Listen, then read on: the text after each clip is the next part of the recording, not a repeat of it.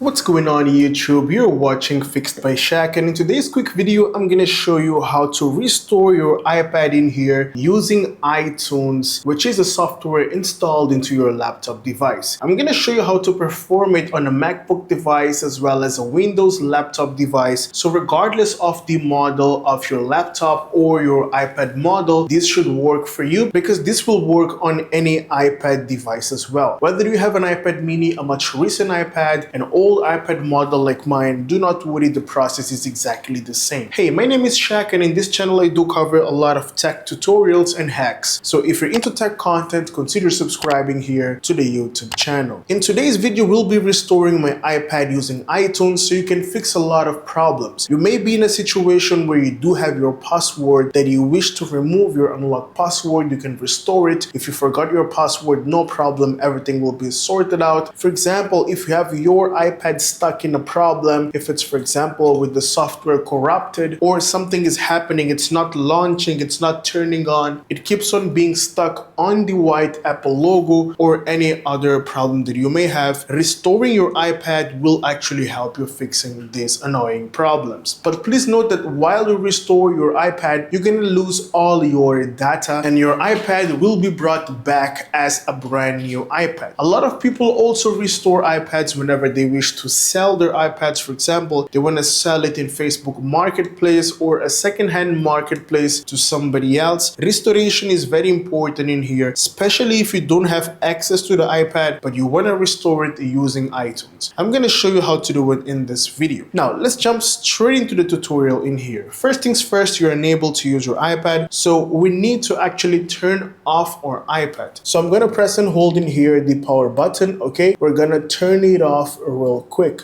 This is how it goes. My iPad is now turned off completely. Now, depending on the model that you do have, the process is kind of different. First things first, you're gonna connect the USB cable into your MacBook or laptop device. Okay, so I've already connected it to my device, and now we need to put our iPad into DFU mode, which is also known as the downloading mode. Okay, so on your MacBook or on your laptop, you want to open up iTunes. If you have a Windows PC, you need to open up iTunes. If you don't have it installed, do not worry, I'm going to show you how to install it in a few seconds. And if you have a MacBook device, simply open up Finder, and you do not need iTunes for MacBook, because MacBooks come with an inbuilt system where you do not need to have iTunes. Now, here we go. Once the cable is already connected to your MacBook or to your laptop, you're gonna connect the USB cable to your iPad while it's off, and then you're gonna perform a few steps in here. Now, if you have a very old iPad like mine that comes with a physical home button, all you wanna do is insert the cable and then simply press and hold the physical home button in here until it goes into the DFU mode. Now, if you have a much recent iPad which doesn't have a physical home button, all you want to do is insert and immediately press and hold the volume down along with the power button.